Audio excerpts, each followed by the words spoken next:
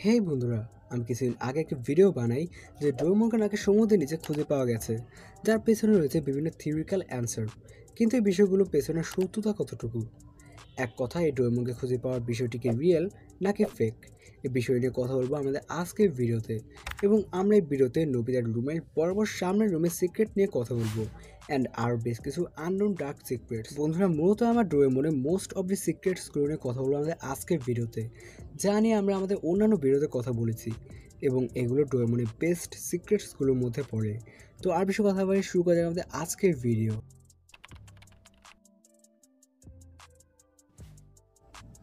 তো বন্ধুরা, Doraemon animated সিরিজের মধ্যে নোবিতাদের বাড়িতে এমন একটা রুম রয়েছে যার সম্পর্কে অনেক কম মানুষই জানে, যেটাকে অনেক মিস্ট্রিয়াস রুমও বলা হয়, এবং ধরা হয় এই রুমটার সাথে নোবিতার গ্র্যান্ড মায়ের সংযোগ রয়েছে।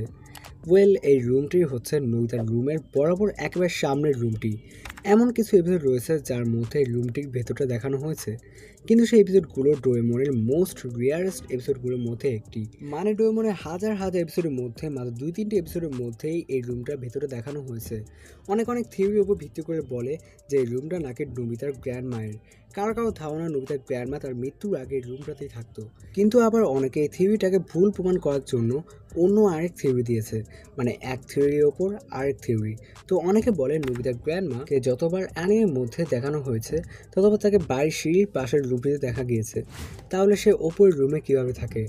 আর ডোরেমনের নতুন এপিসোডগুলোতে এই রুমটিকে নিয়ে আরও বেশি রহস্য তৈরি করা হয়েছে, মানে নোবিতার রুমের বরাবর একে জানালা দিয়ে দেওয়া হয়েছে। আমি এই টপিকটা নিয়ে যখন আগে একবার ভিডিও বানিয়েছিলাম, তখন কেউ কেউ কমেন্ট বক্সে জানায় এই রুমের ভেতরে নাকি ওয়াশরুম বা বাথরুম ছিল। তো তোমরা কি কেউ এই রুমটা ভেতরে দেখেছো? নিশ্চয়ই কমেন্ট বক্সে জানাও। তো বন্ধুরা, অনেক ডোরেমন ফ্যানের মাথায় একটি প্রশ্ন আসে যে নোবিতার সাথে ফিউচারে জ্যাক ওর বিয়ে হয়, পরে নোবিতার নাতি শিবাশি ডোরেমনকে নোবিতার লাইফে পাঠায়। তখন নোবিতার ফিউচার চেঞ্জ হয়ে যায়, নোবিতার সাথে সিজুকার বিয়ে হয়।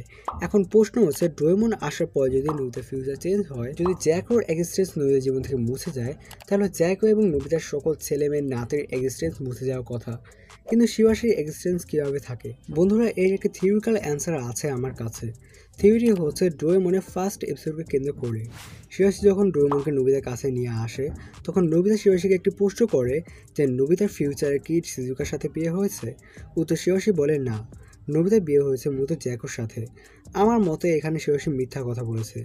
ডোরেমন যদি নোবিতার জীবনে নাও আসতো, তাহলেও নোবিতার ফিউচার ওয়াইফ হতো সিজুকা, এটা ফিক্স। এখন শিবাশির মিথ্যা বলার পেছনে বড় রিজন আছে। যদি শিবাশি নোবিতাকে সত্যি কথাটা বলে দিত, তাহলে নোবিতা অনেক অলস হয়ে যেত, এবং ভবিষ্যতে শিবাশির পরিবার বা নোবিতার নেক্সট জেনারেশন অনেক গরিব হয়ে যেত। আই হোপ তোমরা আমার কথা বুঝতে পেরেছো।